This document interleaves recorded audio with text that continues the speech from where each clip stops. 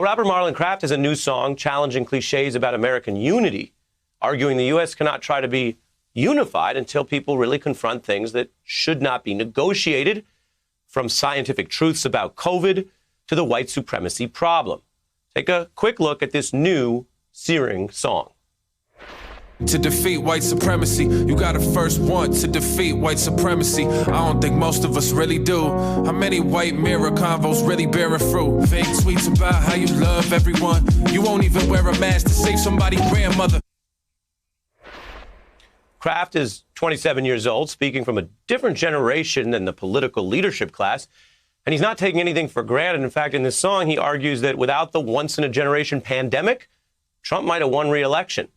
And he echoes historians who warn that a more skilled autocrat could still better exploit the weaknesses that Trump showed in the U.S. system.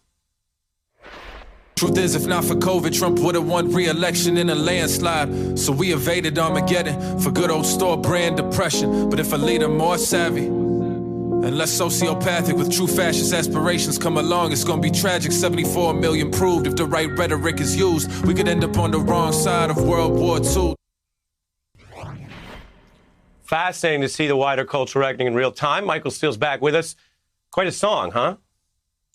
No, I have to tell you, I watched that video and I watched it a couple of times, and I was struck by a lot that Marlon said in there. And, you know, she's one of these artists, you just like, okay, can we talk about this? Because you hit a couple of nerves with me, and I had to write down a couple of those lyrics that really kind of struck that chord.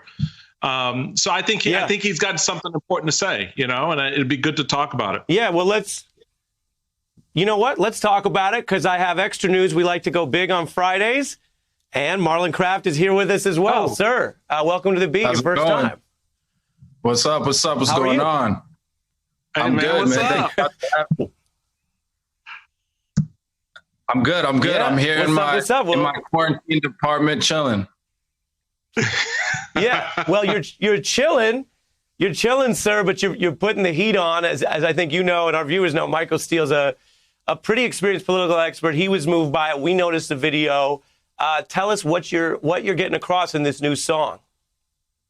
Yeah, I mean, well, there's a lot of stuff in there, but I think for me, you know, the irony of it is that a lot of people think that I wrote this as a response to the attack on the Capitol, but I actually turned it in that morning, and I'd written it about a month prior. But I think for those of us that have been paying attention, the handwriting has been on the wall for this. And I think there's been kind of this grand exhalation right now that's going on. And while people deserve a brief moment of relief, I feel like the white supremacy that allowed Trump to reign and that we saw at the Capitol still exists in the halls of our Congress and people that are supposed to represent us and in the fabric and the DNA of our nation. So, you know, my thing is with the song is to give hope, but a true hope as an artist's job is to do. And that true hope is grounded in struggle and in fact. Michael? Yeah, you know, like I said, Marlon, I watched this about 2 or 3 times, and there were 3 sets of lyrics that jumped out at me, and I'd love to get your response. As I said to Ari, it'd be just good to talk about what you wrote, because the reality of it is you wrote this before January 6th. So that says a lot about what already is before what happened. You noted in the lyrics, they told you your sins were not sins. That was, to me, a shout out to my evangelical brothers who placated a lot of this in the guise of, you know, the holier than thou crowd. Then you went on and you said, we live in our own noose before we live in our own truth. And that spoke to me as well, because we hang ourselves every day with the lies that we perpetrate. And then you find it up saying, you can't, I love this one, you can't fake lightning, but you can plan thunder. And knowing what you just said about when you put this in before the thunder that fell on January 6th, that says a lot about culturally what's been going on. Could you talk to those lyrics and how they really kind of shaped not just the song, but shaped the environment we're in right now?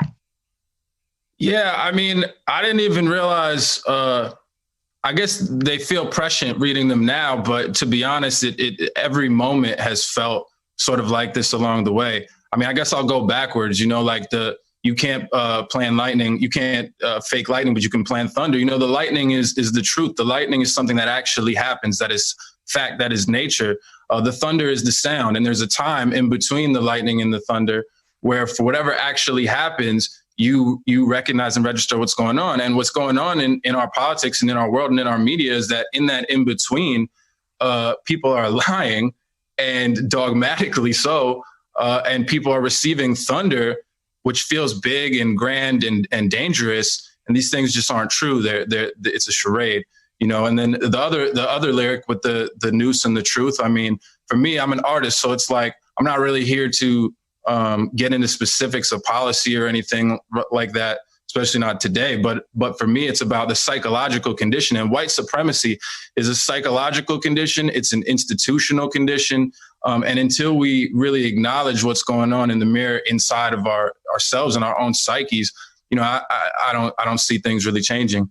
And what was the first quote? I'm sorry.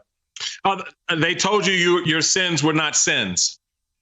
Yeah, and that's a really important one, And because Marlon, in I'll that warn you for TV because I got Joy Reid coming up. You got 20 seconds to break this one.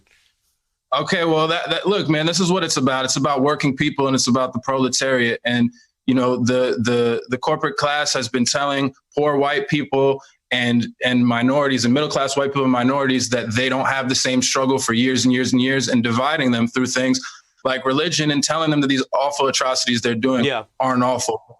And then that's what it is.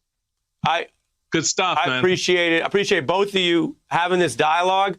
And thank you for your work, Marlon, and speaking out and giving us that history. I think folks can go find this song, Marlon Craft, State of the Union. And I'd love to get you two together and continue this. Thanks to Marlon and Michael. Have a great weekend. Hey, I'm Ari Melber from MSNBC. You can see more of our videos right here, or better yet, subscribe to our YouTube channel below. You could have been anywhere in the world, but you're here with us, and we appreciate that.